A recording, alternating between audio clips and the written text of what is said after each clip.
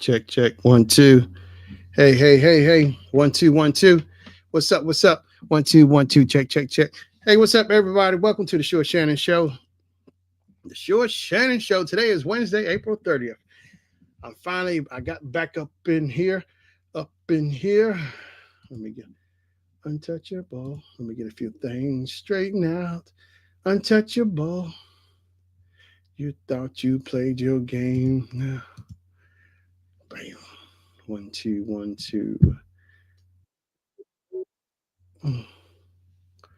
I am not. All right, all right, all right, all right, all right. All right, all right, all right. 1, 2, 1, 2. All right. So, welcome to the Short Shannon Show. It's Wednesday, and I'm glad to be back. I couldn't make it last week, schedule conflict, but I'm back. I figure I better get on in here this go around.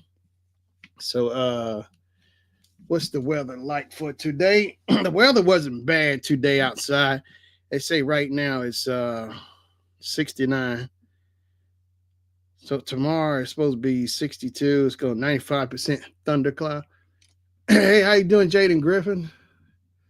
How you doing, Jaden Griffin? What's up? I'm new here. Okay. I'm Max Charles' best friend, Coach. Oh, here we go. Here we go. Every time I start talking about Muhammad Ali, somebody got pulled rocking my. Nah, let me stop. Yeah, I appreciate you coming in. Thanks so much. But yeah, I'm ready to get into it today. Hope you're doing all right today, Jaden Griffin, Jaden. But yeah, today I want to get into it because, hey, how you doing, Derpy Entertainment? Appreciate you coming in. Yeah, appreciate you coming in.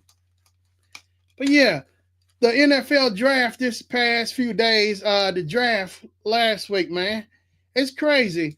And it's been all in the news about Shador, how Cam Ward, let's see what, Max, Jaden says Max works at the sport. Yeah, okay, that's cool. Yeah, Max Charles. Yeah, Max Charles is a big Chiefs fan.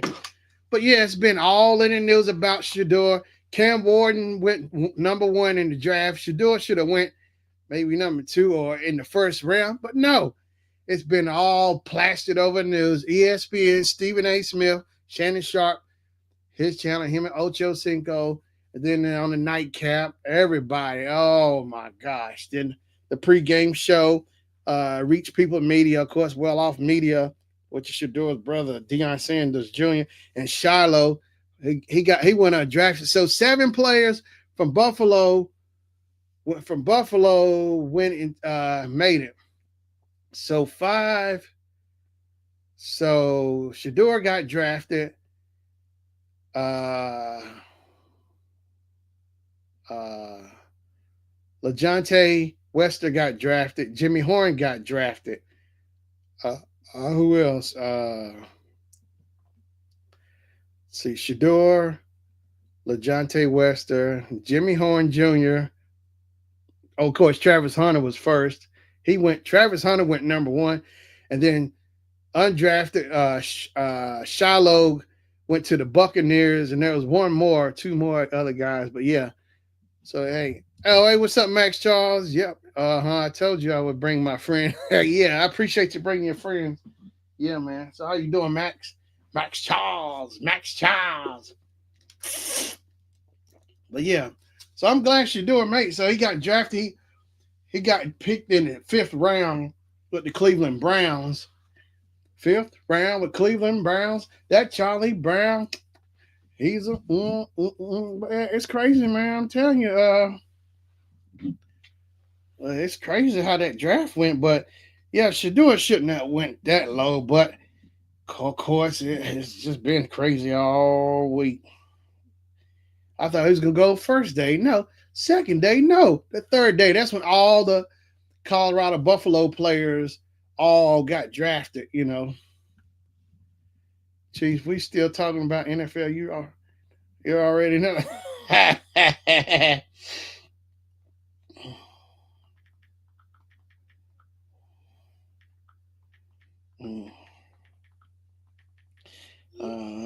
My prize position. But yeah, so I don't know who the Chiefs getting. Mm-hmm. I know they ain't gonna get no high pick. I don't know who the Chiefs got in the NFL draft.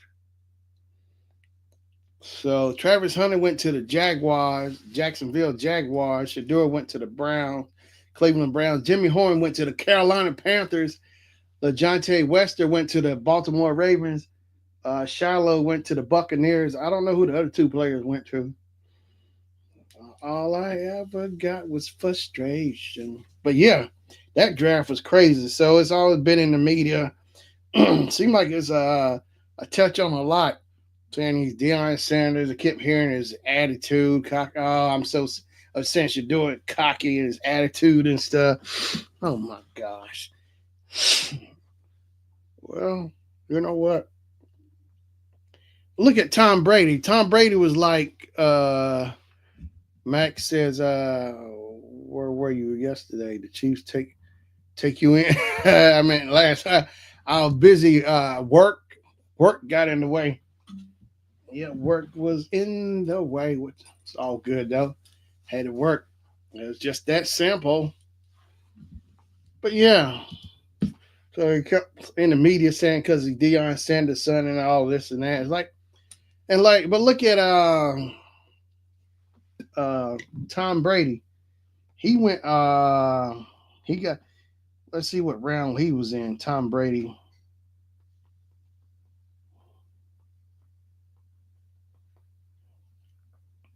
Yeah, Tom Brady was in the 6th round draft pick, and his number was he was in the Tom Brady was one. Tom Brady was in the 2000 draft. He was 199. Look, he was 199. Tom Brady was 199, and look at all the Super Bowls he won. So you can't base it on players' number because look at him. Look at all the Super Bowls he won. Jaden Griffin, Michael Jackson Thriller albums. Say what? Oh wow. Okay. Well, that's how you feel. I can't control that. How you feel that's on you. But yeah, the draft. Did you look at the draft, Max Charles? See who the Chiefs get, or do you watch the draft at all? Like in NFL draft? Maybe the Chiefs need to get another quarterback because the main quarterback wasn't working out in the Super Bowl. So you know,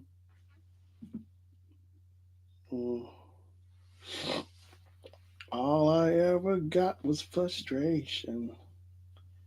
Gonna give it to you. Eagles gave it to the Chiefs. Mm-hmm.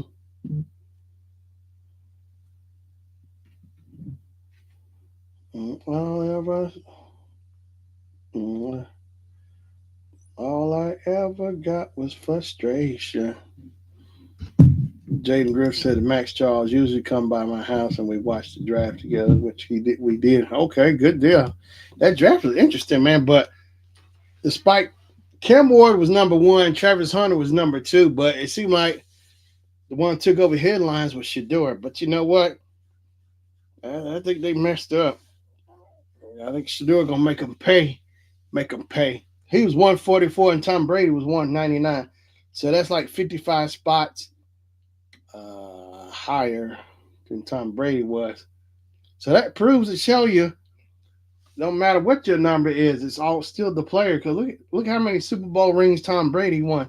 Now, how many people in his class won as many Super Bowls as he did? Mm-hmm. Let me see who was all in that 2000 class. All I ever got was frustration. Who's the number one pick? Uh, Number one pick in the 2000 draft. NFL 2000 draft. The number one pick was Courtney Brown, defensive end from Penn State, selected by Cleveland Browns. Well, let's see how many Super Bowls did he win? Courtney Brown. That Courtney Brown.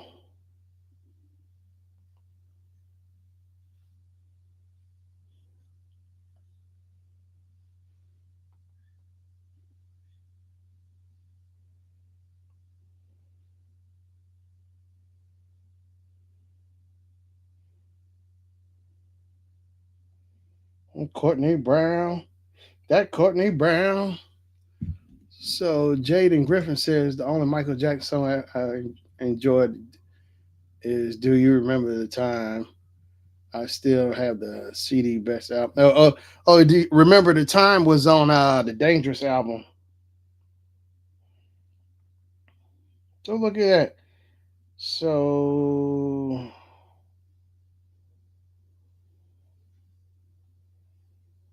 I don't think he won any Super Bowls.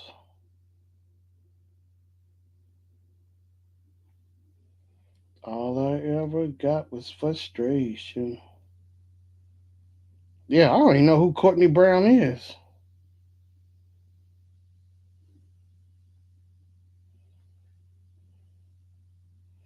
Did he win any Super Bowls?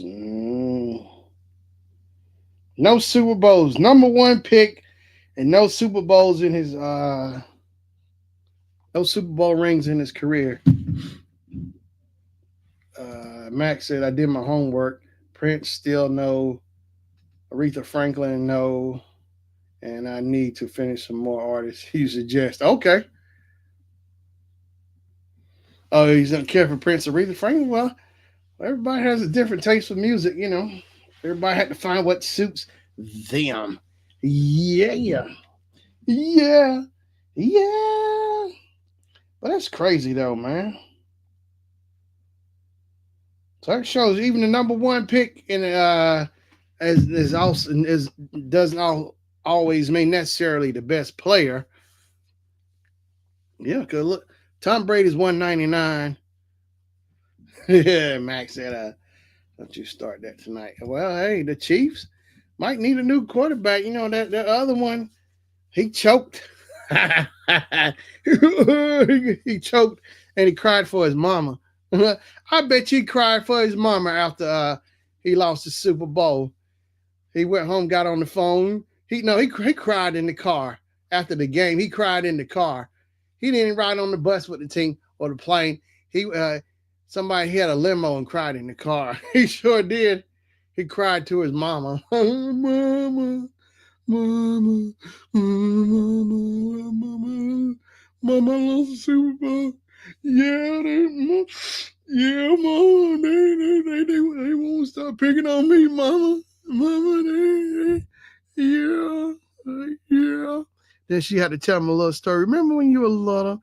She tell him a little story. Remember when you used to do this and try to make him feel better? You know, she tell him a little story like how they used to go to the park when he was little or some mess.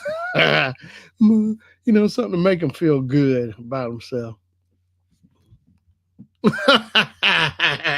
You made it out. How do you know what he do in the car?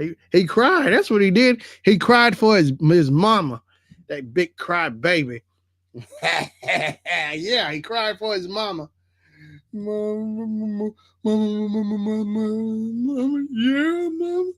He's like, Mama, they won't stop picking on me. The media, my brother won't stop acting up. Yeah, my wife won't stop. Yeah.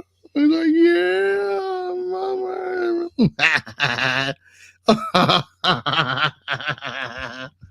Is there a video of it? He sure did. You know he cried in the car. Yeah, Mahomes cried in the car. Sure did. He spent at least an hour on the phone crying to his mama. You know, at least a good hour. You know, at least a good hour crying to his mama. Got all that money at home crying. He could be on Amazon buying something, but no, he could get on the phone and cry to his mama. Yeah, he did. You know he did. Mm-hmm. Mama, mama, mama, mama. Big quarterback, Super Bowl ex champion, crying to his mama on the phone. Mm-hmm. Hey, what's up, Carter's Corner? Yeah, I was talking about how Mahomes was on the phone crying to his mom after he lost the Super Bowl. Mama. So, you know, she had to tell him a little story to comfort him when he was little, you know. Mm-hmm. She probably reminded me like stories like remember we used to go for rides. Your dad and I and you and your brother we go for rides in the car. She trying to comfort him, make him feel better.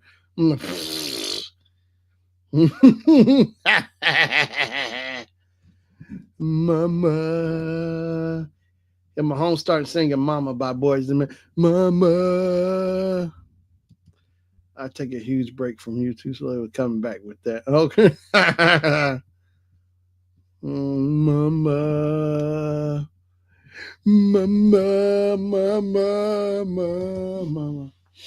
He did too. You know he did. That big cry baby.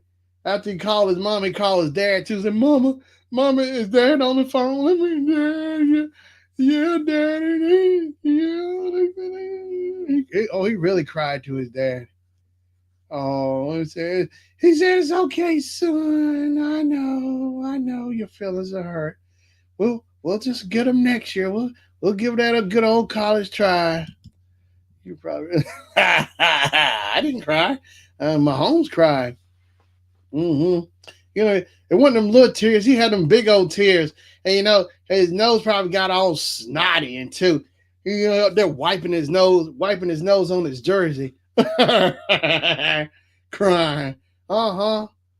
And then after he got done talking to his dad, he called his wife. He cried to her too. Yeah. So he cried to three people. He cried. He was just crying all over the place. The seat wet from all the crying and stuff. He blowing snot on his jersey. Mm-hmm. His hair all frayed and just all out. Just all frayed and just frumpy or whatever. I don't know, but I'm telling you, that's what he was doing. That's what happened. His body was reacting to that. Yeah, yeah. I didn't cry. Oh, I was loving the Eagles whooping up on the Chiefs. Mm-hmm, you know that. You know that. Uh-huh. Yep, they tore them up. But it was a good game though. You know. But it was a good thing. Did I hear? After the Chiefs lost the Super Bowl. Wait a minute. Or was who was it? Let me see here. What happened to the Chiefs after the Super Bowl? What happened?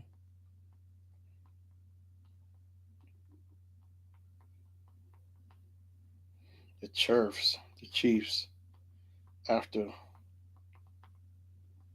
the Super Bowl. After losing the Super Bowl, the Kansas City Chiefs are facing a period of rebuild and revaluation. When Patrick Mahomes, come back. When Patrick Mahomes, while Patrick Mahomes' long-term contract provides stability, the team needs to address weaknesses on the offensive line and potentially improve their receiving corps. The Super Bowl loss highlighted the need for a more targeted approach to roster management, especially with the aging of key players like Travis Kelce. Yep.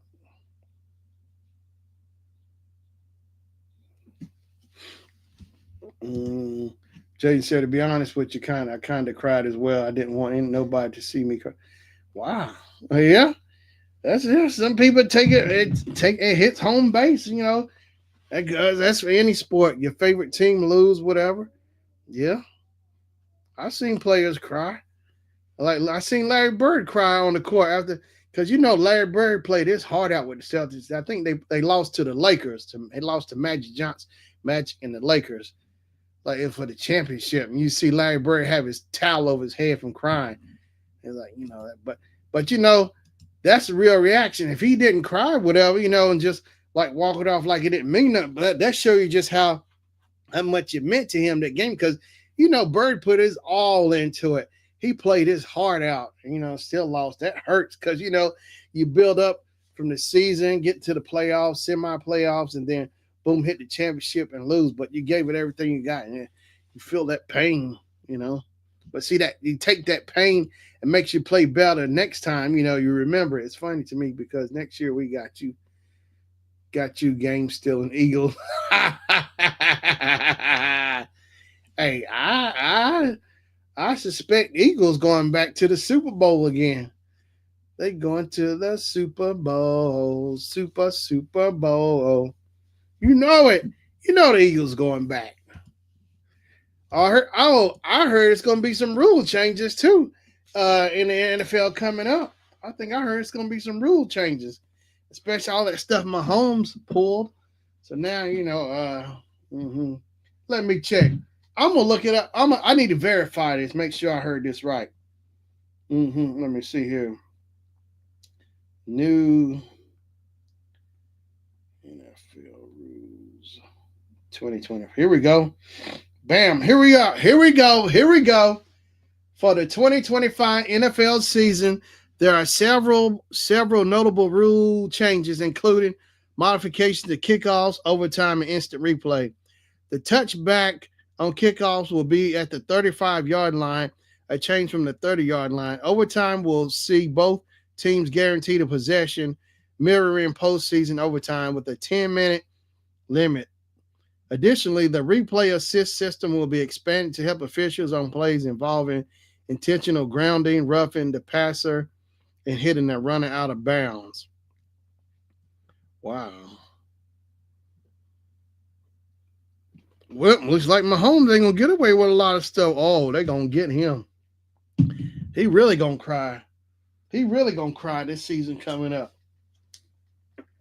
Mm-hmm.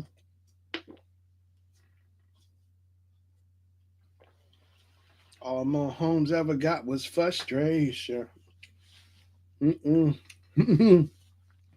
Yeah, sounds like to me Mahomes ain't gonna be able to get away like he did this year. The referees, playing it easy, letting them get away. The home referees now. The other referees, like when the Chiefs went to the Buffaloes, the Buffaloes gave it to him. Josh Allen gave it to him. That's because Mahomes didn't have his referees with him to help him win. That's right. So Mahomes had to deal with the home team referees. They weren't playing that. Mm-hmm. You know it. You. The good old Chiefs. Them boys thought they had it locked up. And the Broncos blew them out. Because Mahomes and Kelsey, Travis sitting at home, didn't want to play, didn't want to hurt themselves. They at home ordering on Amazon. So they just sat out so they could, rest up and just figured, it sounded like to me, they think they had this locked up in the bag, the Super Bowl. They take a week off, coach. Go ahead. Andy said, yeah, go ahead. Go on, take a week off. I don't care. Go do something. Go have some fun.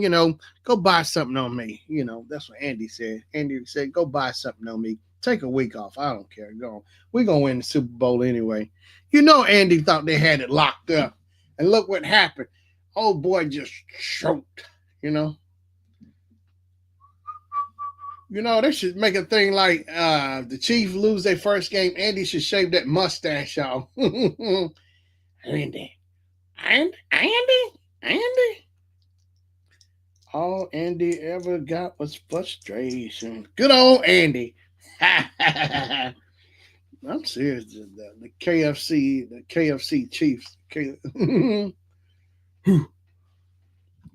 Hey, how you doing, Matthew? What's up new here? How are you? I'm doing all right. I appreciate you coming in. So if y'all coming in, I appreciate if y'all hit that like button for my stream as well. I appreciate it so much. It really helped me out. Hit the like button and share it out. Share the stream out if you can. I appreciate it so much. So it's Matthew Espinoza. I'm good getting ready for my podcast. Okay, good deal. All I ever got was frustration. Now, I thought about upgrading, getting this Electro Voice mic is all right. I want to get a Shure mic. I want to get the mic that the string, I can't. Yeah. Yeah, I want to get the Shure mic, the big dog. I want to get that Shure mic. for streaming for podcasts. Here we go. It's that SM7B, I think. Yeah.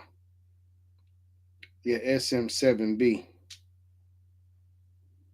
Yeah, the other one is the smaller one, but it uses XLR. And I want to get the little arm, the boom arm too.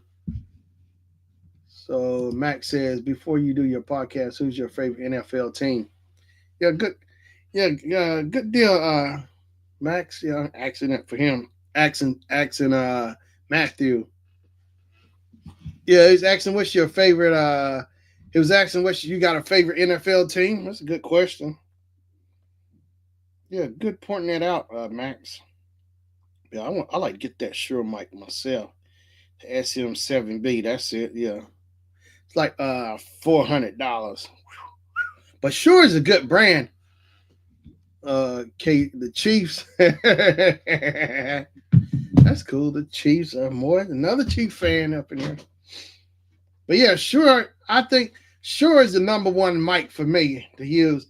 I work with Sennheiser, and I tell you, Sennheiser, I worked with them before, but it seemed like they were kind of iffy with me, and especially the last few weeks I worked with them. The sound, them Sennheisers, oh my gosh. Maybe those Sennheisers I was working with like the lower end, but I tell you, they had so much interference and squelching, just screaming all loud. Oh, I couldn't take it. They would just yell. The mic's just going off and screaming for no reason through the speakers. Oh, I love Shure mic is number one for me, and that was the very first mic I ever used in setting up, for a stage or whatever was Shure. Shure was the first mic. And we lost the Super Bowl. We got them back next year. We got them back. Yo, you getting them back next year? You say? Okay, you getting them back next year? I don't know, Max. See, that's what I'm saying. Yeah, but look at Travis Kelce. He's not exactly no spring chicken when it comes to football. Will he be able to perform? Because they were saying his numbers went down this year. His numbers wasn't as good as the last few years with Travis Kelce. And his older brother just went ahead and retired. And so I know his older brother was celebrating, because he played with the Eagles. So his team won, and he won the Super Bowl with the Eagles. So his team won, beating his brother. Bam.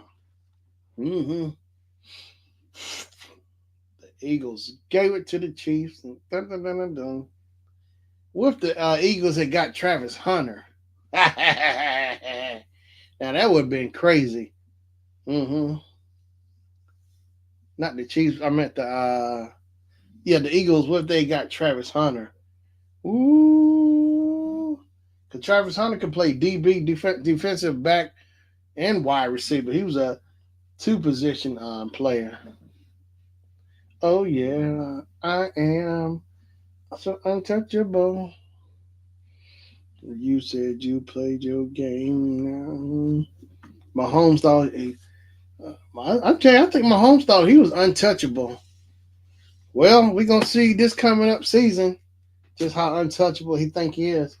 Untouchable. Mahomes is not untouchable. Mm-mm.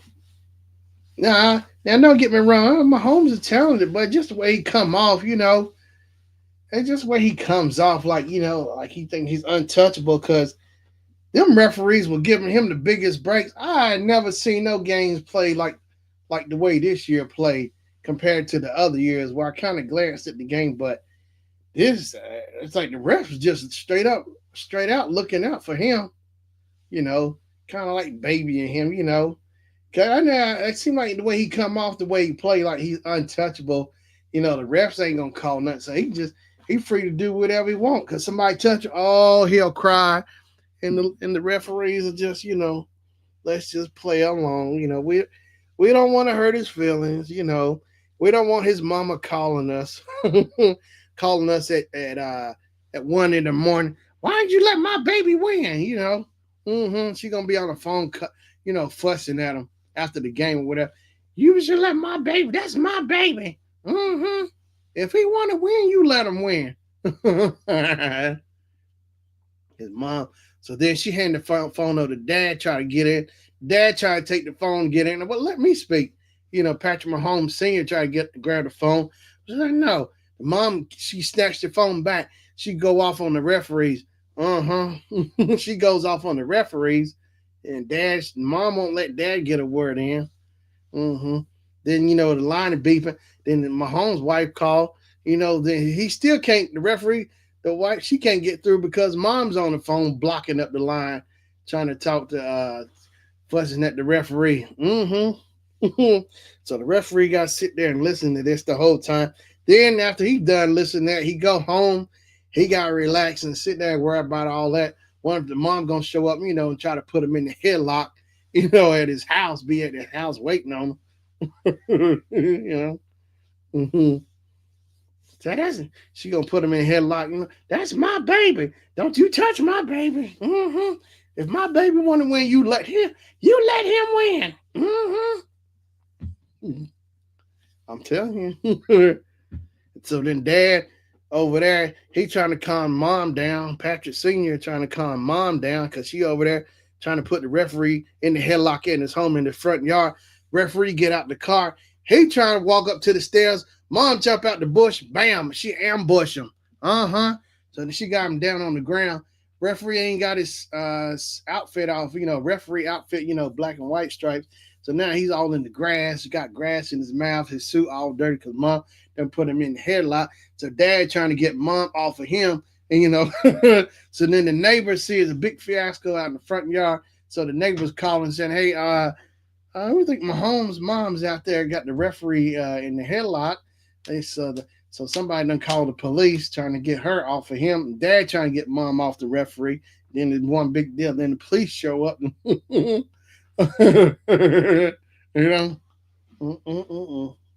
Well. So the mom's more hurt than anybody. Because, Patrick done called his mama and cried to her. So now she called Andy Reid. She told Patrick, look, give me Andy's number. I'm going to call him and tell him, give me the referee's number. And she just went off, it's like a parent teacher, a parent wanting to talk to the teacher at school, She didn't like how the referee graded, like the referee's like a teacher. She didn't like how Patrick paper was graded. The teachers could have did a better job. It's the same mindset like going to a PTA, like a PTA meeting. So that kind of mindset. So he had to deal with that because he cried to his mama. I'm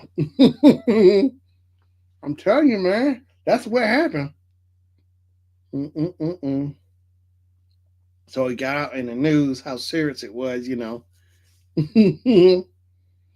the referee's trying to explain to Patrick's mom, she wasn't hearing it. And so dad just been trying to calm her down. So then they talking to the police. So the police trying to figure out what's going on. Mom got the referee in the headlock because she mad because the referee didn't help him out. And the ref, got mad at the ref because he didn't do his job. He should have, yeah, I'm telling you, boy, but that's how it went down. Yeah. Boom,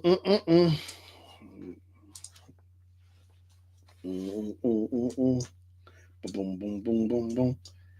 But yeah, Chiefs. Yeah, I'm really curious to see how Shador is gonna do with the Cleveland Browns. The Cleveland Browns. Shador said all he wanted was a chance. That's all he wanted. Making him wait fifth round. That was purposely done, I think, to scuff his career moment, going the first round. He could have even been like 20 if they were saying, but I think that was done on purpose. It's like, man, because I saw Michael Irvin, former Cowboys wide receiver, Super Bowl champ. He's a sports commentator now. He's been doing commentating for years. And he was saying that all the years he's done the NFL drafts, he said he'd never seen anything like this, the way they did it, So I think it was done in intentional. I kept hearing the humble Shador, and oh my gosh, are you serious, man? That sounds really weak to me. Humble. Oh, how you gonna humble him? Uh, so it sounds like somebody need their ego stroked. Man, whatever. You know, because what would they been more happy if like Shador? It's like a lot. It's like, which is a lot of times, players, they come, their family, family wasn't doing so good. They try to bring their family out of poverty. So, by using his talents or whatever, help the family move up in the world. I mean, there's nothing wrong with that. But, huh? Okay. All right. But yeah, it's like they use, they couldn't have that story or something. So it's like, I don't know.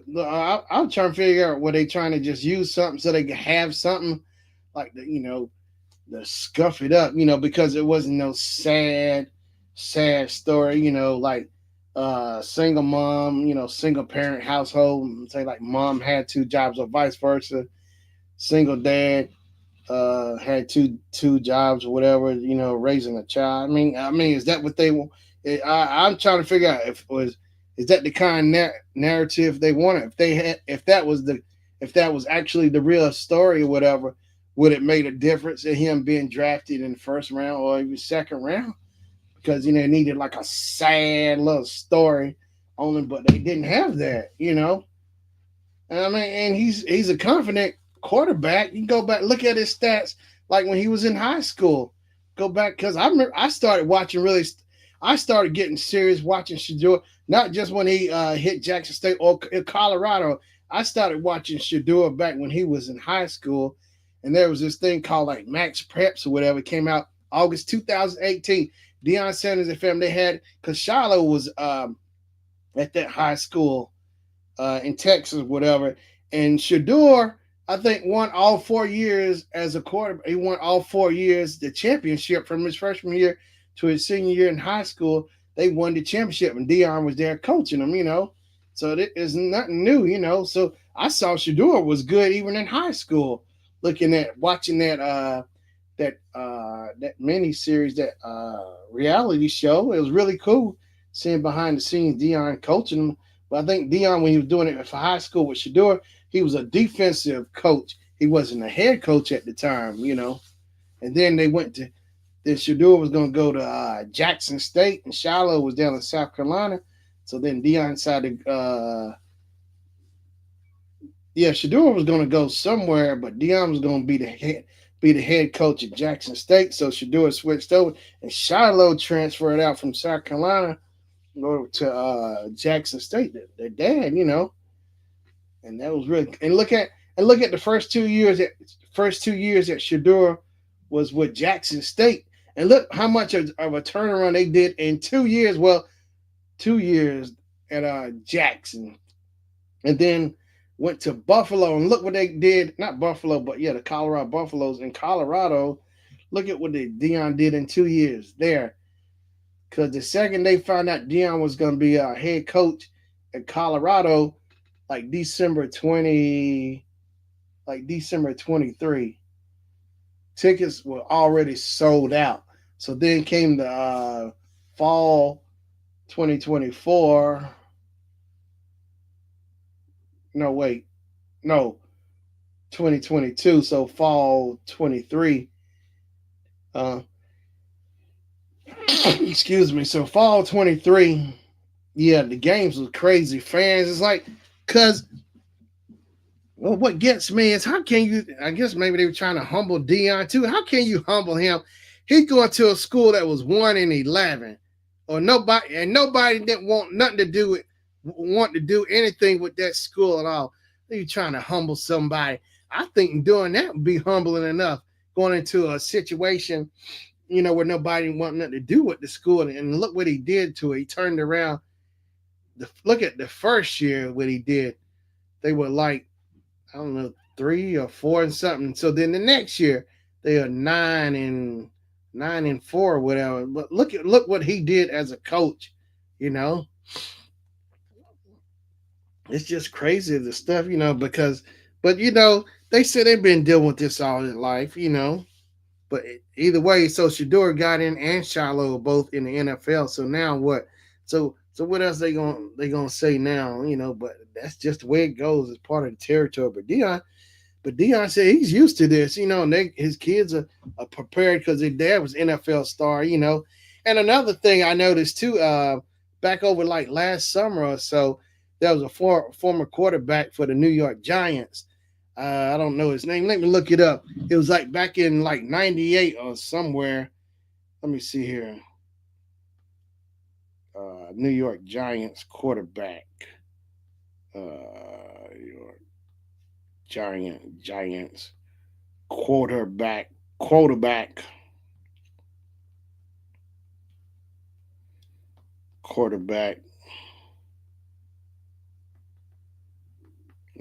Back in 19. I think like it was like back in 98, 1998.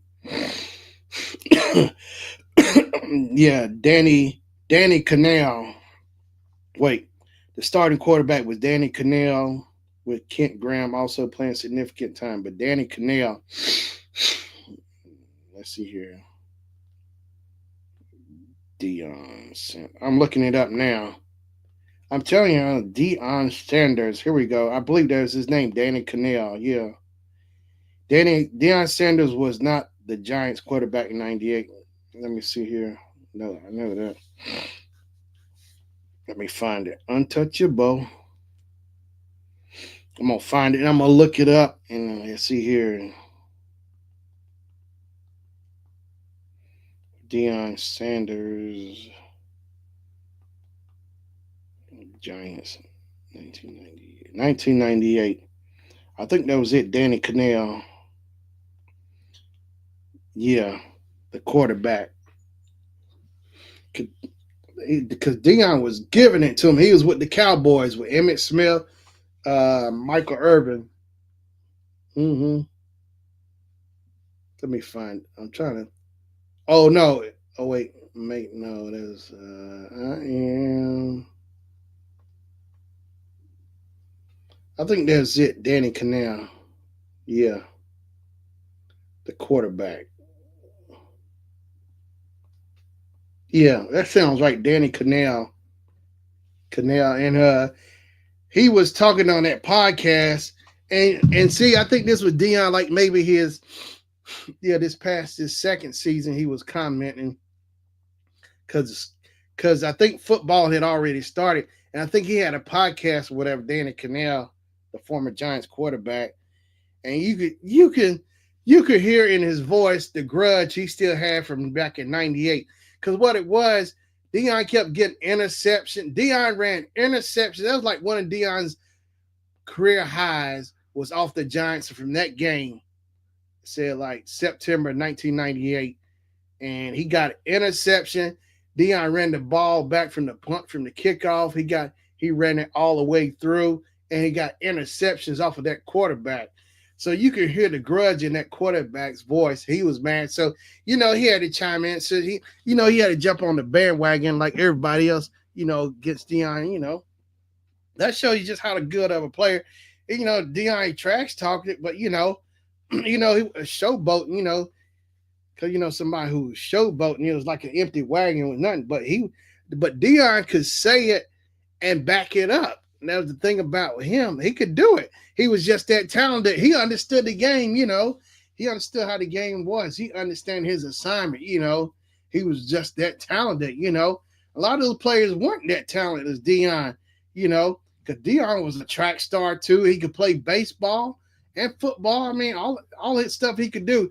And how many half of those players could do what he could do? It comes, jealousy too, Some people are just not as gifted, It's just the way God made them, God said, I'm gonna give you this, I'm gonna give you a lot of this, I'm gonna give you some of this, So, you take the hate, you have to take it up with God, because God the one who's passing out all. God is the one who has all this talent and stuff he passed out. It came from God. So, haters, I'll take it up with God, It's just that simple, It's not Dion's fault that, God gave him all that talent, or he understood, he found his talent, his gift, he disciplined himself, he trained, and, he was naturally talented, he understood it, It's a lot. Like, look at Magic Johnson. You know, it was his gift of basketball. His dad was. He found out his dad was a basketball player, and they were saying his dad was really good too. So Magic, his gift came from his dad. He inherited from his dad. Magic was like the only player who played ball in his family other than his dad. So they said his dad was really good in high school playing basketball. Like look at LeBron. His dad, was a great basketball player in high school, and Shaq. Well, Shaq dad, I don't know if he was. Now I think Shaq dad was a basketball player, played ball too. So sometimes it's not a coincidence with some of these people. Like look at Dion. I don't think nobody in his family was an athlete, but that was just his God given gift. That's just something God gave him. God said, "Look, I'm gonna make you be a great football player, baseball player, all this." He gave him his gifts. Now he had the talent, but Dion still had to cultivate it. Train and learn. He still had to learn how to play football. Organize football and baseball. He still has to have somebody coach him, discipline him. You know, but he learned too. He was just that good. Some people are. That's just the way it is. Like look at Michael Jackson. He had like talent. But him and his brothers, Joe Jackson, still they rehearsed. He said they rehearsed every day. They practiced hard. They still had to put the work in, regardless. You can't just go off of talent. You still have to go and put the work in. Because you can have all the talent in the world, but if you don't do nothing with it, discipline yourself, train, it can wilt away. It'll just sit there. But you gotta put the work in, do something every day, make it work, so you can get better at it. That's why Michael and his brother was so good, cause Joe, discipline, train them hard, every day, just drilling them. So they already that discipline from that age really young. So when they in show business, they were ready to go. It's like when they went to Motown, they were already ready to go. You know, they already pre-recorded before Motown. I think it was Steel Town Records or whatever, Big Boy Steel Town Records or whatever. Yeah, but just how it is. Look at Michael Jordan. Mm-hmm. Uh, his older brother Larry was a good basketball player. Michael said that's the one that motivated him to play better. He said if he could beat Larry, he could beat anybody. I mean, anybody. Because his brother was really good, a really good ball player. He wasn't as tall. He was like 5'8". Michael was like 5'10" his sophomore year. And then he was cut from the team. But I guess over the summer, he had a growth spurt. He shot like 6-7 inches, whatever. He was like 6'4". And he came back his junior year. He was killing it. And then so I think he went in high school. And then, of course, he won with Carolina. And then, of course, the NBA is all history, but Michael was determined, It's also that determination, not just talent, but it's a lot more components to it. But yeah, but look how good Dion was. I was really impressed. Look at Bo Jackson too. Bo Jackson was a track star, baseball star too, and football. I haven't seen no players like that since Dion or Bo Jackson who could play baseball and football and good at both of them. Good at both. Really talented too. Talented. I have not seen that in years since those two, Bo and Deion Sanders. That's just the way it is. But yeah, man, it's crazy, but that's how it goes in the world. And that's the thing I learned too. I like how somebody brought it up. Plus, I've seen it too and heard it. Say winners win and losers watch winners win. And that is true. Because they mad at you because they not as good as a gift that couldn't have been good like that, so they hate on, upset, I mean, that's just how it is. Winners win and losers watch winners win. It's all day, all night. Mm-hmm. Dun, dun, dun. But yeah, that is really true too. Yep. Winners wins and losers watch winners win all day, all night. And the losers got tired of watching Dion. So, and that's the thing too, when people are doing that really good or whatever, it's always something has to be made up because it's like the media plays a hand in this. I've seen this over the years. the media has to find something to try to stick, try to dirty the image up or whatever because they don't like how things are going so good. So I'm telling you, all people in media are not good people. They use it for like the wrong intentions. The media, it can be a good tool or bad tool. It just depends on the person who's using it for what their purposes are.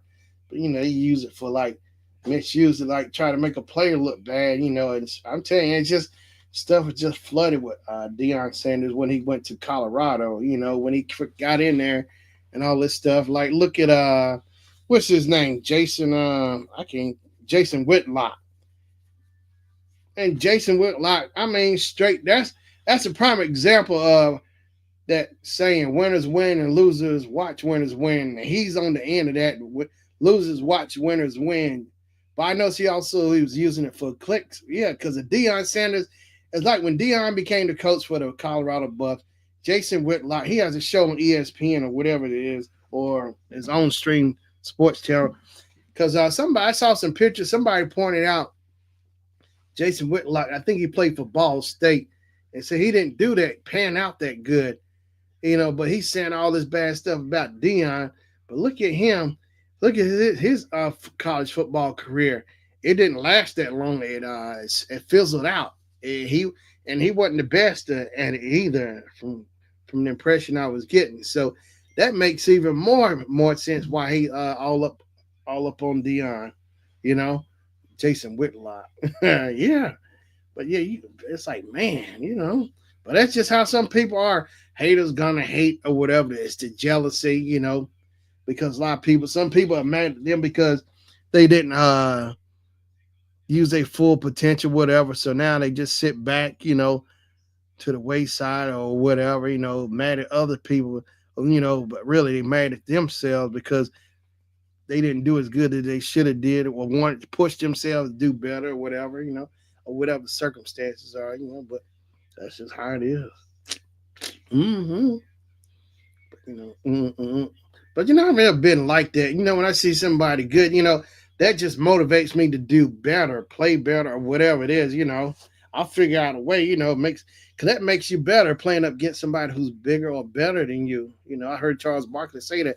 That's how a lot of players, people get better. It's like one sword sharpens another. One sword sharpens another sword or whatever. Yeah, which is true.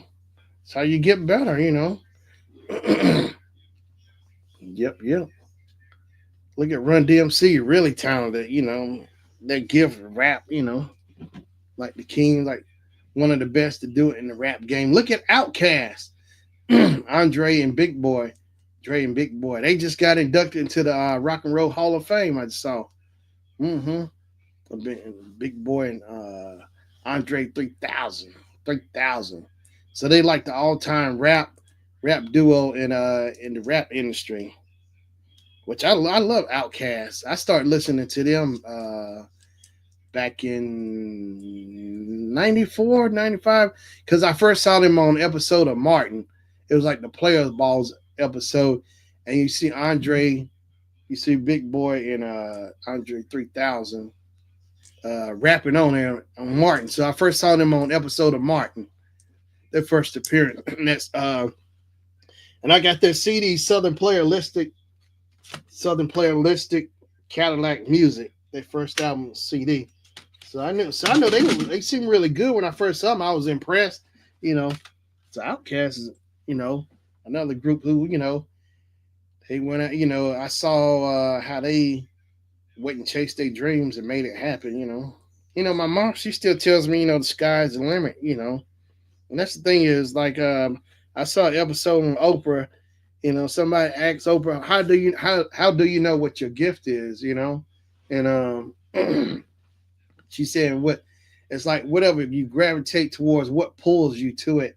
That's how you kind of know, if something pulls and you're pulling you real strong, it's kind of indication, a flag let you know, it's something that you might like, something that it's calling to you, that kind of thing. But everybody has to figure out what they like in life, makes them happy, figure out their gifts, that kind of thing. But it's in the world of sports, well, it's in technology. Look at Steve Jobs. genius, computers and stuff. Steve Jobs and his buddy, of course, Steve Wozniak, another genius. They were two buddies. They started Apple in the garage like back in '76. Because Steve Wozniak, dad, I think worked for Hewlett Packard. He took his computer to Hewlett Packard first, and basically like Hewlett Packard made fun. His dad gave him a shot to get in there. They kind of basically laughed at him, send him off. They didn't like it, and so then, bam, look what happened. He took that, he channeled that, and bam, look what happened. Apple, one of the biggest computer companies in the world. Yes, I guess Hewlett Packard ain't laughing now because I see Hewlett Packard here and there, but I don't think they do it as good as Apple. And then later on, it's Apple, and then there was the team Macintosh. So it became two teams, Apple and Macintosh, which is an Apple. So these, it's two teams. But yeah, Hewlett Packard would never do as good all that innovation stuff that Apple has done. Apple came out with the iPhone, the iPod, all of that stuff. Hewlett Packard computers and stuff, but they didn't push the technology like Apple did. But that's just how it goes. That's just the way it is. That's just the way it is.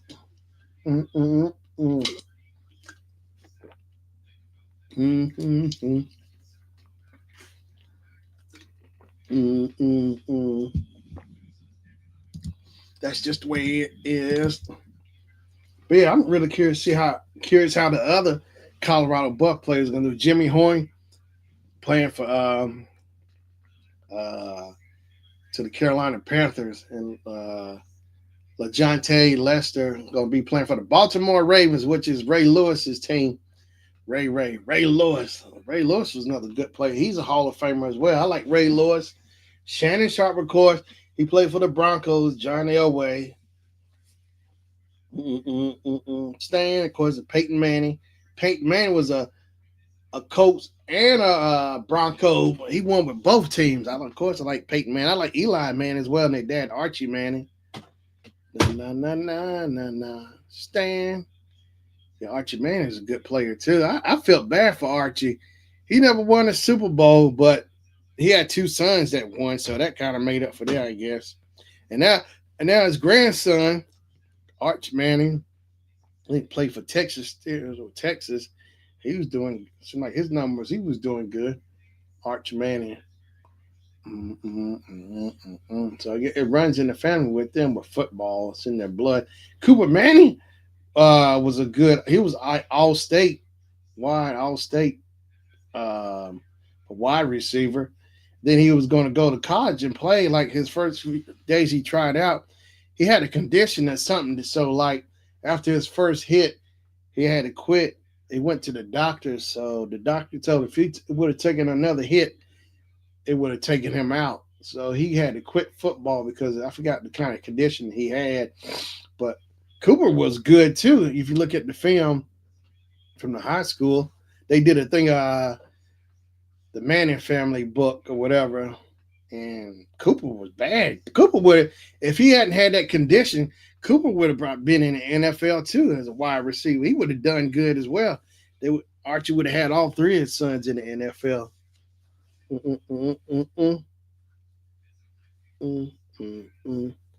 But yeah, football was fun now.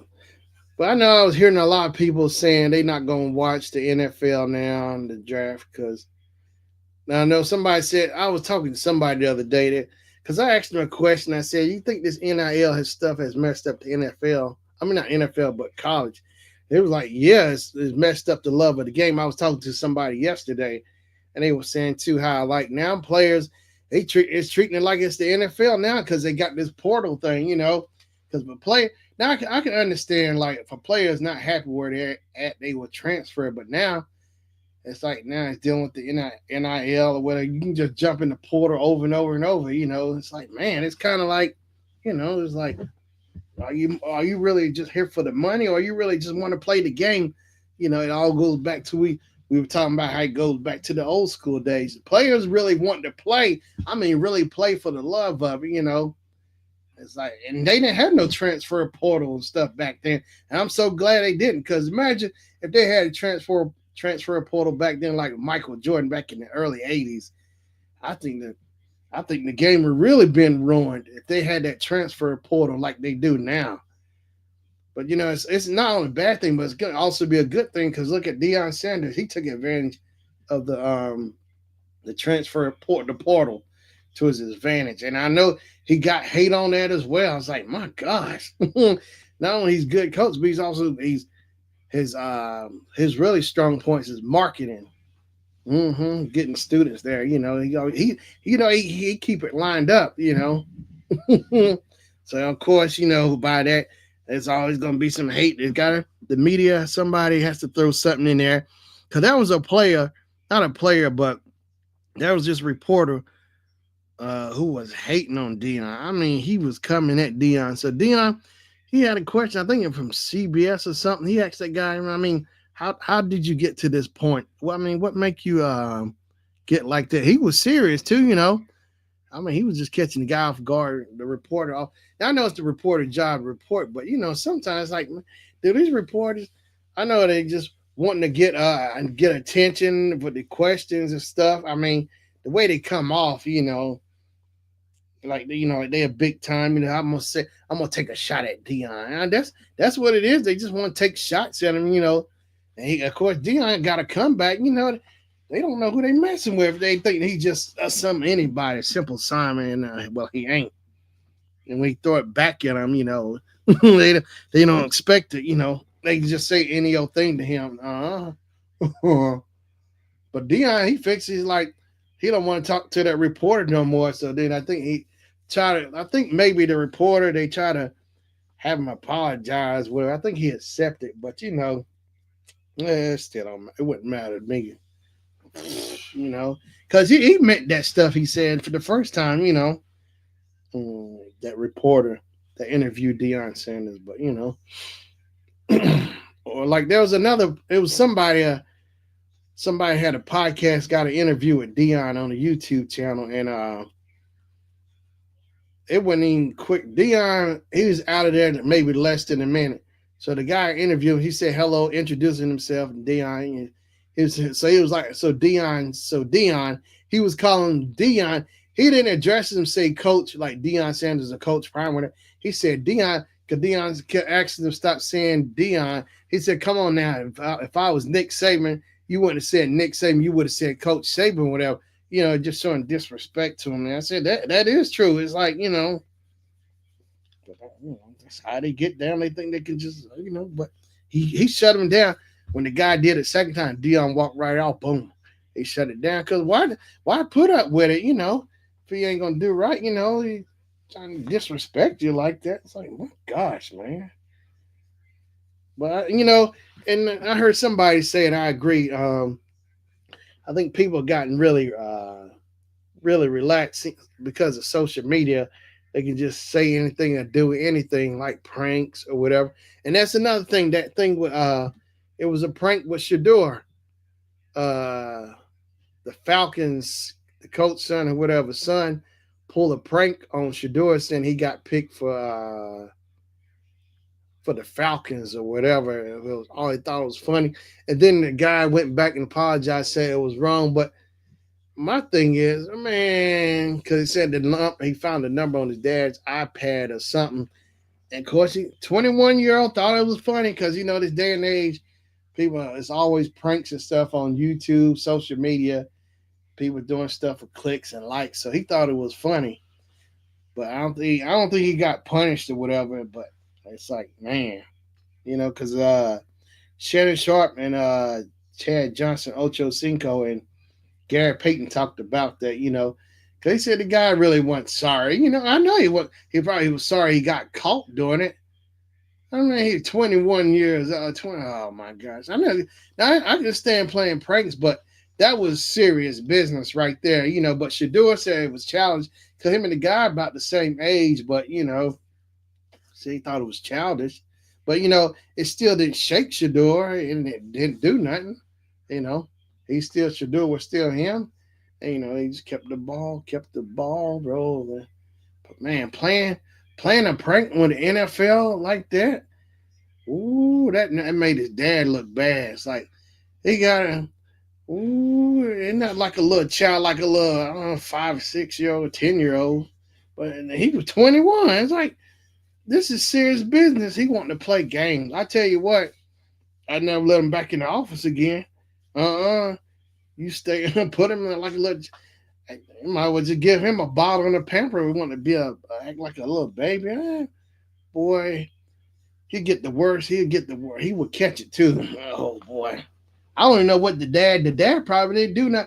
I'm sure he probably had a little talk or something in private, but ain't no telling what was going on. But it was the coach or defensive coach or whatever for the Falcons, and he playing a prank on Shador. Thought it was funny too. Mm-hmm.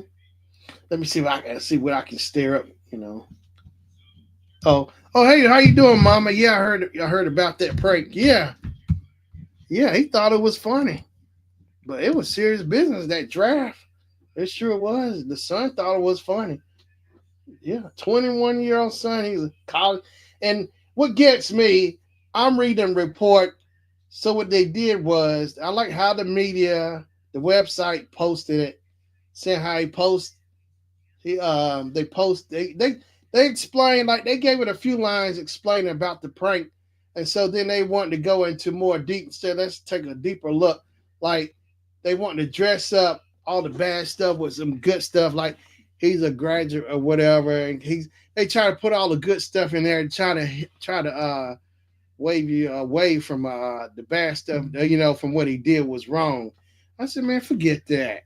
I was like, I couldn't believe how much all that stuff they put, trying to put all that good stuff in there to make them look good for the bad stuff. I said, man, whatever. Trying to basically, they want to run interference to distract you from what he did. So they put all that good stuff, man, whatever. Mm-hmm. But yeah, it sure did. The media does that a lot of times. Like, you know, got something like that. It was crazy though. Sure did. They want to protect him, make him look good. He was sorry, man. Whatever. Or like another example of media or law enforcement trying to protect somebody or make them seem like they had a bad day was it happened a couple of years ago, and it was messed up. The guy went into a massage parlor, whatever it was, and just he shot up the whole place. And what gets me is they arrested him. After they got him arrested or whatever, the police, I cannot believe the police officer said this. The officer said he was having a bad day or something. Are you serious? Well, yeah, a bad day. But what about the family who lost their family members because of him having a bad day, making an excuse, man? I should have made him push him down his, push him on his face, make him sit down in a corner somewhere and saying that he was having a bad day. I would take my bet off and whoop that cop myself saying something like that. Yeah, because him have a bad day. So it's okay for him a bad day, and the family members had to suffer because of him. I'm serious. I couldn't believe I couldn't believe I heard that. All those people that were, taken out because of him. Because he was having a bad day. So he having a bad day. Oh, his poor feelings, man. So it's all right for him to have a bad day. And there was like another story, like a cop, a guy did something. He got arrested, and the cop felt bad for him, so the cop stopped. I think I heard this somewhere. The cop stopped and got him a sandwiches. Oh my gosh! Really? Oh, he felt bad for him. Wow. Wow.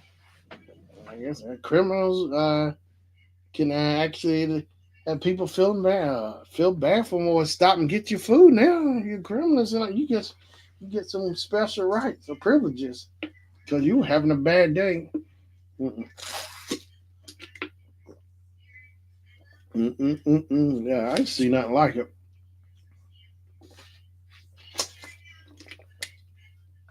But yeah, it's crazy how how the media stuff gets posted, and how they make the narrative, how what the story they want you to see, and like how they put all the stuff in the story and not just give you the straight facts. So I think Miss Kim Blingbar, I think she pointed out like PBS, like they tell the news and it's unbiased, because that's all I want. Now don't get me wrong, I know the news people they gotta explain stuff, but sometimes it can a lot of them could be biased, putting their opinions, how they feel, and all this and that. It's like I really don't care. I just want the facts. Just give me the information that's actually there, the reality, what actually happened, versus you putting all your stuff, mixing it in. I want that watered down or filtered. I want the unfiltered version. But she was telling me that PBS news or whatever is unbiased news. So I need to look more into that. Because now you can't get that. What's that reporter? I can't think of her name for ESPN. I can't stand her. She's basically she's a heifer. uh, is it Michaela? What's her name? ESPN female reporter. ESPN, not Molly. ESPN female reporter. What's her name? I can't think of her name. Not Rachel Nichols. No.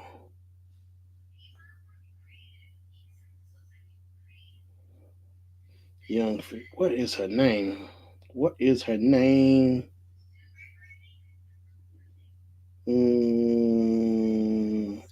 I can't think of it. What is her name? Not Molly. What's her name? Not Jamila Hill.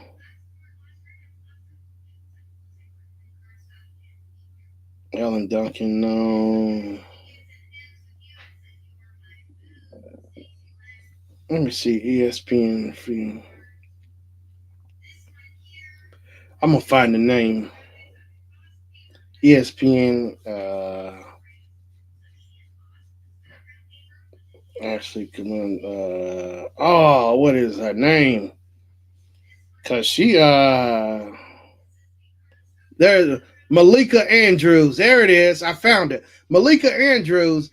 It was like maybe a few years, maybe 2 or 3 years ago. There was an NBA draft going on, and there was this player. He was like in the first round draft in the NBA, I think, and so she was commentating. So they would introduce the player, and you know how they have the reporters, the commentators, talk about the player, highlight their playing in college, football career. But what she did was, and I saw the video myself, all of a sudden out of nowhere, she just started bringing up like the bad stuff. I'm like, wait a minute. Or what she told to do this, or I don't know, maybe in her earbuds, she was told to say this, or maybe it was on her own. But I couldn't believe it. This is like the players, one time to really shine, look good, celebration, big milestone. And all of a sudden, she started bringing up all the bad stuff, the reports and stuff about this NBA player. I was like, wow, really? You mean to tell me you really want to scuff it up, scuff his big moment, and it made me think about Shador. It's like, man, you want to just find a way to scuff. You just can't see people, It's even with the reporters do it, whether they tell them to do it or not. You don't know, but it could be mix of both or whatever. But it's like that was ESPN. That's just wrong, But that even in ESPN they do it. But I couldn't believe it because I heard with my own two ears. She was just bringing up the player bad pass, and it's supposed to be she'd been commenting, saying good stuff, about his career, college or whatever, moving on up. No, you want to pull up the bad stuff on the day of celebration. I was like, wow. Malika Andrews, yeah, because I know her and Stephen A. Smith had went at it. They have words and stuff, but I said ESPN must really be paying her really good to just like a puppet and play her, to just say whatever. Cause man, it's like somebody in their right heart, just be comment on a player. He did good stuff. He did this or whatever. Comment on highlights, his score stats or whatever. No, she want to go pull up the bad stuff. That kind of, just show you some people, willing to do whatever. That dollar sign, the dollar sign just talks to them. They whatever. Maybe it's in the contract. I don't know if it was her on her own or whatever. Or look at Cheryl Swoops, former WNBA player. I think she finally got fired. They finally got rid of her because I'm sick of Cheryl Swoops, former WNBA player. She's also Olympic team winner and stuff, but she got a nasty attitude. So she ain't really ain't no winner with that attitude. Cheryl Swoops, let me find it. Cheryl Swoops. Cause she was just dogging Caitlin Clark. Cheryl Swoops fired. Said yes. Cheryl Swoops was fired as a women's basketball coach at the no, wait a minute. No. That ain't it. Let's see here. Cheryl Swoops goes nuts after fired from WNBA podcast. Stephen A. Self claims Cheryl Swoops was removed from broadcast due to personal feelings towards Caitlin Clark. Swoops is a colored commentator. Yeah, I mean, and that's another thing. Hate again, which that's another situation which I don't get. Cheryl Swoops was successful as a player. I think she's in the Hall of Fame. She won the championship with her team, and she's a gold medalist. And coming right at Caitlin Clark, who's a rookie. See, that shows you. Okay, Cheryl Swoops had a good career too, but Caitlin Clark, she's like one of those, I guess, generational players. But the stuff that she's done for the league, and it's like, and Cheryl Swoops has found everything to try to throw at her. Cheryl Swoops and what's in it, Diana Taurasi, whatever. Because she, like I said one time before, how she was dogging Caitlin, saying Caitlin was playing with 18-year-olds and she hadn't played with grown women and that.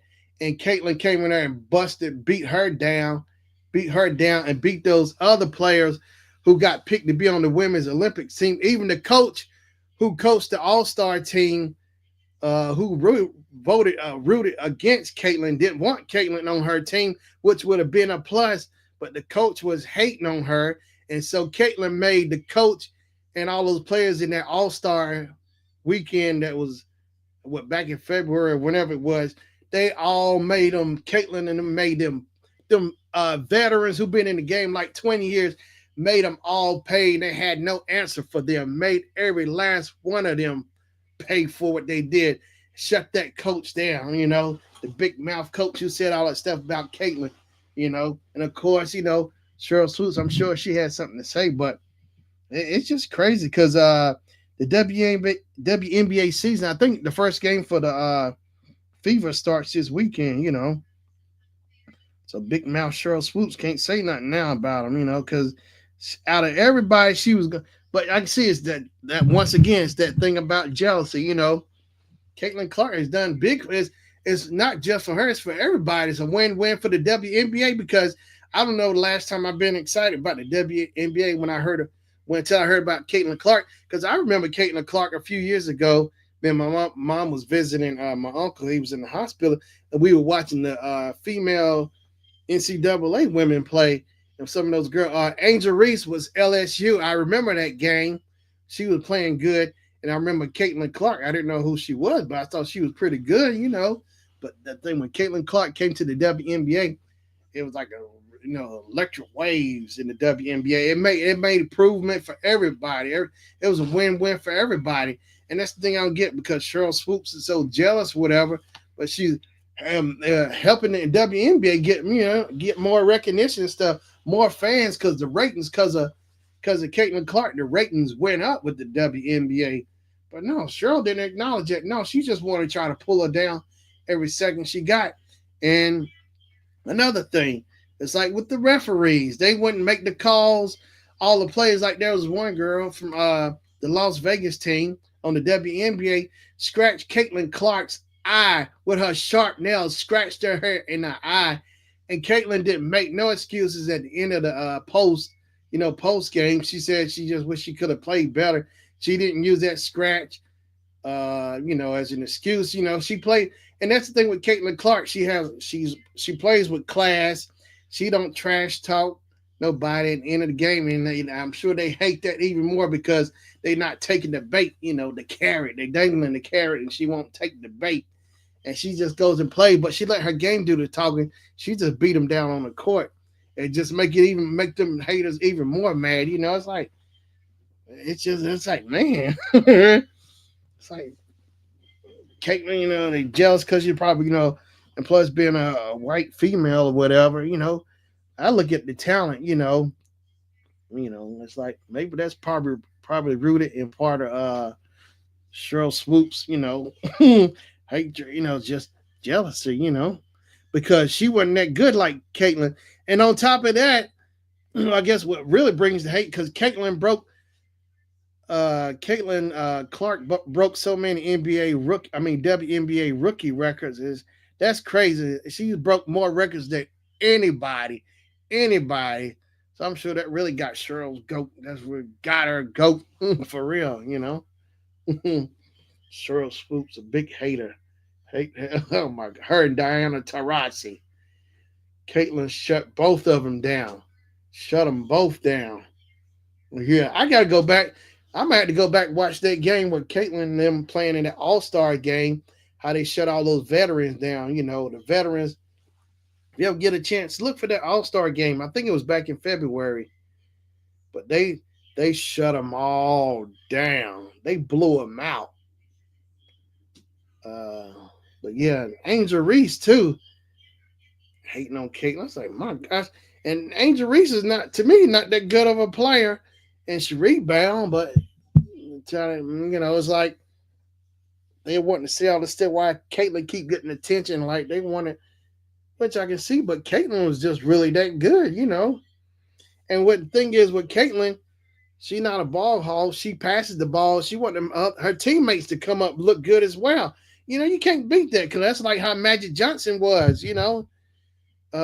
He would pass to the players. He wanted to make sure his players got the ball and got their points.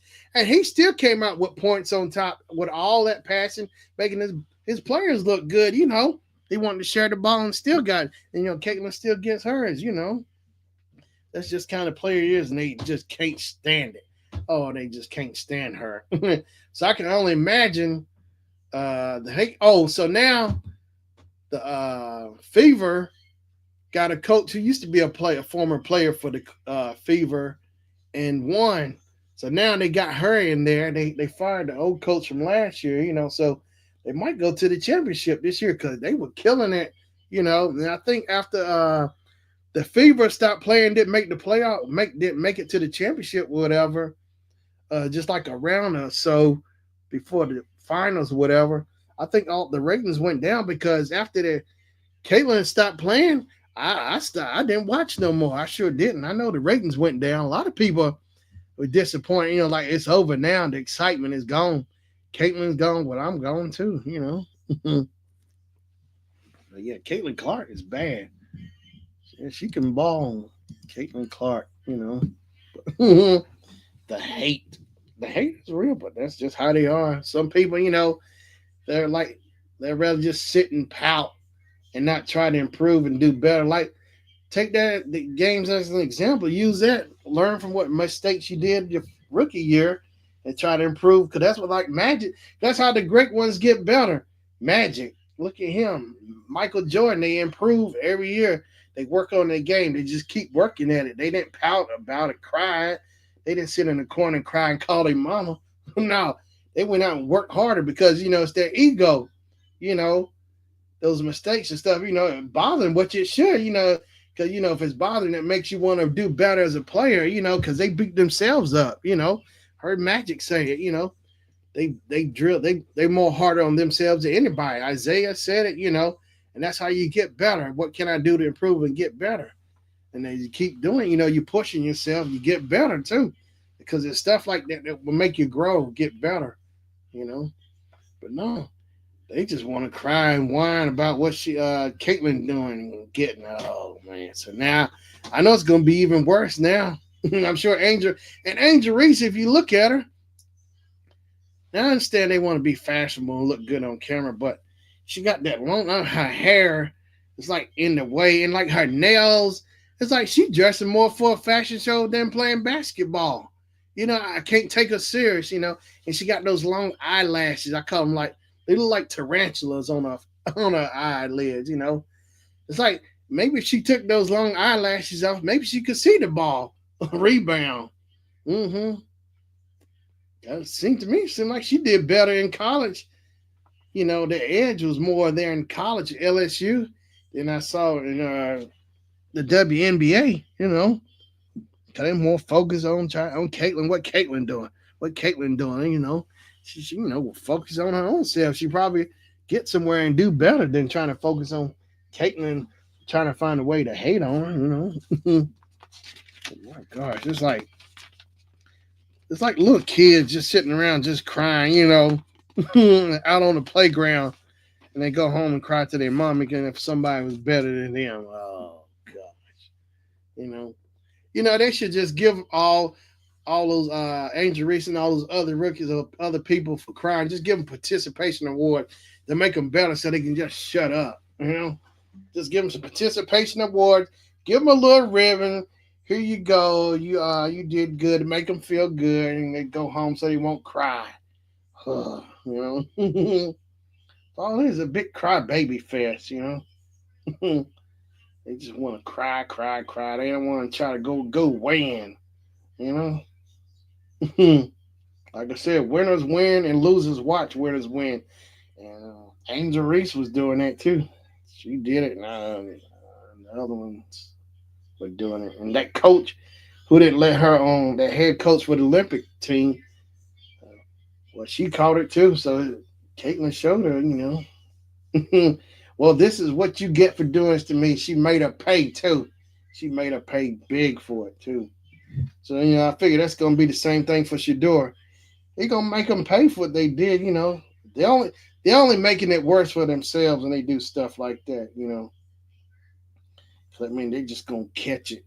They're gonna catch it. It's gonna be even worse. The beatings will be brutal. Haters gonna hate. Winners gonna win. But that's the world of sports, or just in competition. I like good competition too, but it's also too I've seen too where some people are so deep into the competition, it takes over the common sense. Like people get into it. Not get into it. You want to trash talking and stuff, but people take it too far, want to fight or whatever. If violence gets into play, and that's the thing I know about sports games like baseball and football. It's all, and then a lot of time the common denominator involved is alcohol in those games. A lot of time alcohol because people start drinking, and then of course the trash talk. I've seen it my own self, heard it with my own two ears. People they so hopped up on the alcohol they already them bought loads and loads of beer, alcohol. While the game is going on, so they so loaded. They start trash talking, just saying whatever to somebody, and like then it calls. That's the thing. I just like well sometimes I know companies got to make money at the games, but some people just don't know how to handle the, alcohol responsibly. It's like maybe they should just leave alcohol, but they can't do that. They got to make money now. And one way I see is like maybe they leave it out, but then who's still to say they still can be violent even without the alcohol? So it's like it can go either way. What I've seen with games, because I've seen like hockey games, how people just trash talk is one thing that's part of the game, but man, people want to get into it because they so caught up, into the game. They want to be violent. It's like man, at that point it's like it's no fun, especially like little kids are there in the game. They see how the adults. It seems seem like it's like you think the adults would know better, but they so caught up in it. Their feelings with it. They so attached. Everything just blacked out. I've seen it all the time. Like little kids, the parents. Now, there's nothing wrong with the parents. They take their kids to the game. They support them. They don't like it. And you see the dads out there fussing. That's part of the thing. But then when the parents start getting into it with each other at the game, they set a bad example for the little kids. So, they're making the little kids think it's okay to be violent or do this at the games when they playing. Seeing their parents do it. It's set a bad example. It's like I wouldn't mind going watching a little league game, but it's not the little kids I'm worried about. It's like the parents. They're gonna be the ones act up and get all violent over something small, the smallest, simplest little thing. It's like they just take the fun out of it. I understand the competition, little trash talk, but man, the little kids, the kids will be, wanting to have fun. It's just a game. They just learning. That's the way it should be. Learning, the love for it. Learning the game, having fun and playing. Learning how it goes. Not want to, see the parents just beat up each other over something that simple. You know, that's how they get. It's like, man, they just kill everything off. It's like, you know, uh, uh, uh. And another thing, like with parents, with the kids, it never fails. Is I don't know what it is, but it's something about parents and Chuck E. Cheese. It's always little kids. Is I've seen a lot of news of kids. The kids' parents were violent at Chuck E. Cheese.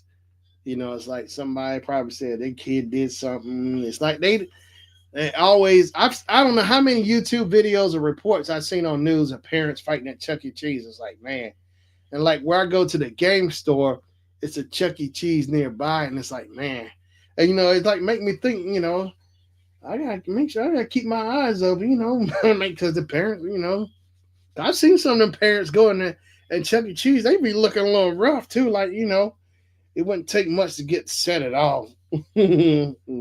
Set it off. But maybe they should shut all the Chuck E. Cheeses down because parents don't know how to act.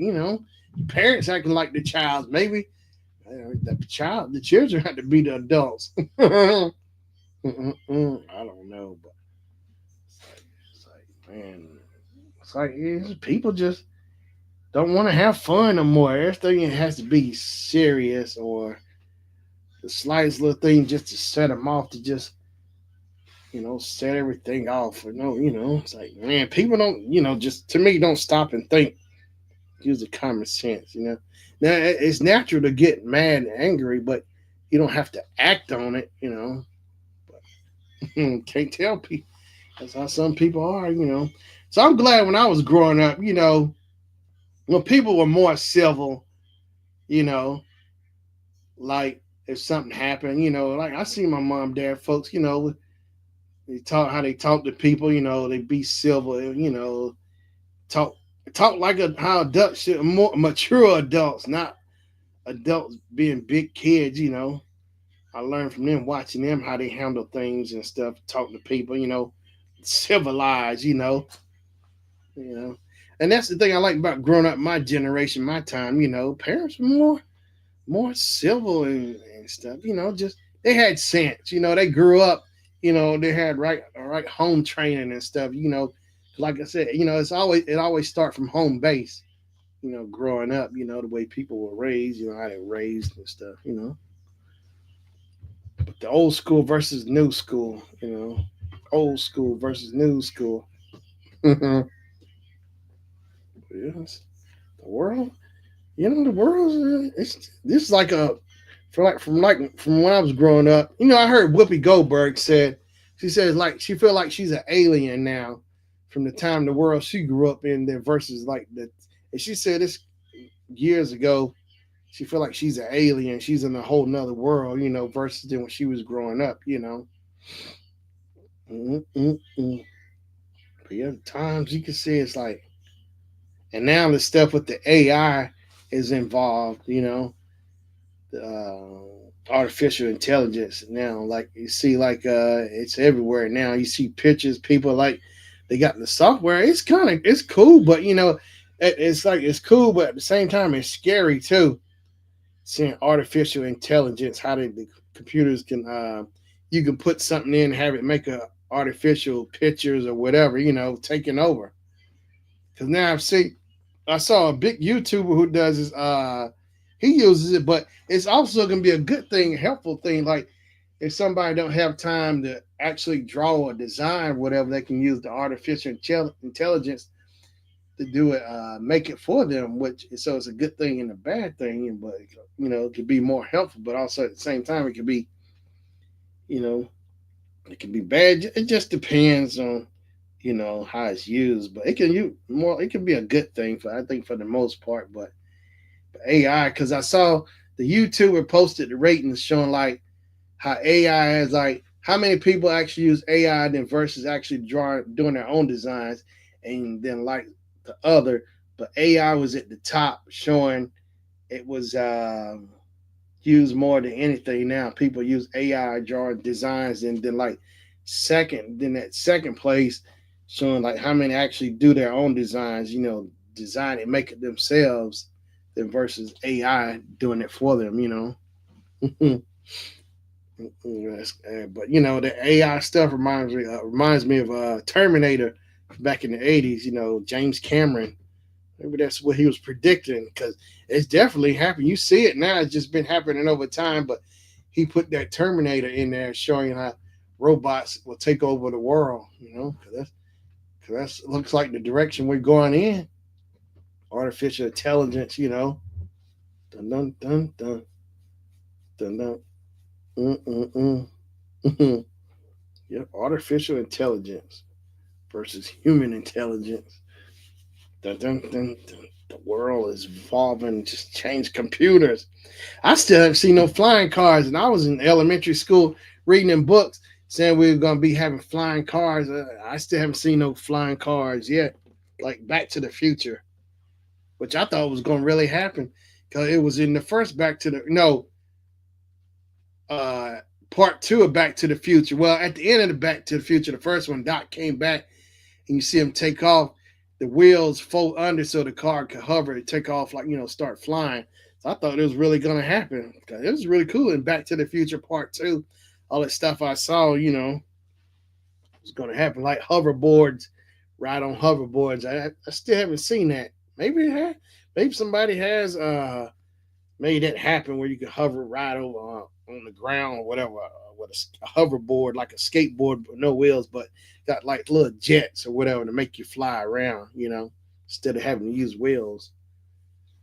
But yeah, technology is something else. It's a good thing and a bad thing. But look around you, it's like, man. But that's the thing I liked when I was growing up. Technology, it was fun at the time, whatever was going on. It was fun for me. I'm glad like you get go outside and play, you know, go to school, play. I don't know if kids still even play kickball or softball or baseball or whatever, get out and play because there's so much stuff now, kids I see with the iPads and little kids with phones, like, man. Because I think was it Marlene, she I think she was saying she talked to somebody she knew, maybe her nephew's child or whatever. Did they realize that about the phone?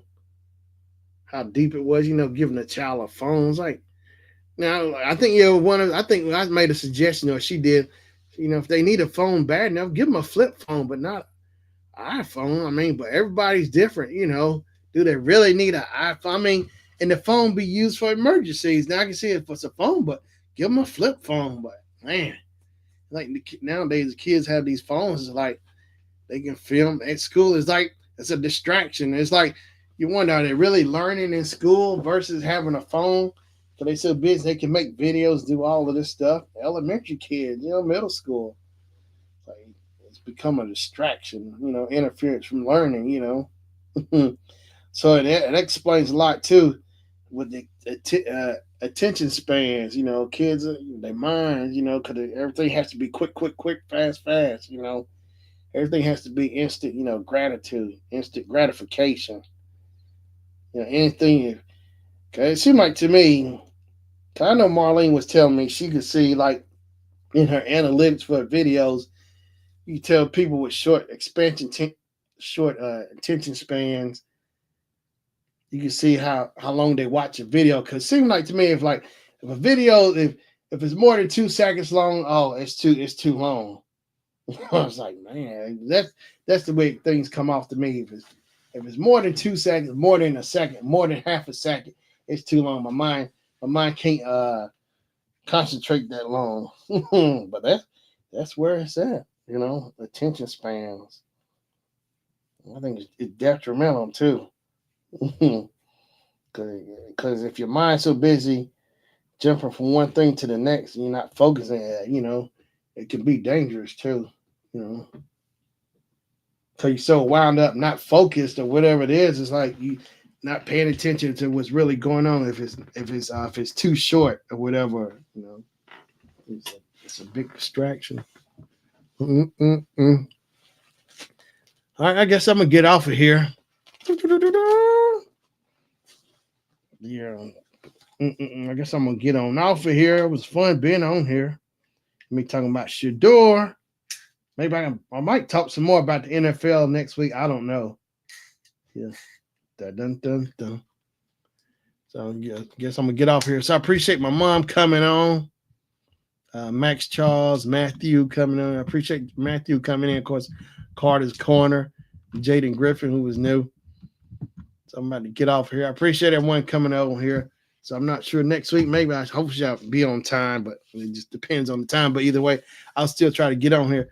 All right, Mommy. I appreciate you enjoyed the show. Mm-hmm. All right. So I love you, Mama. I'll probably call you tomorrow or whatever. All right, everybody. So till next time, tune in to Sure Shannon Show next week. I'm out of here. Peace out.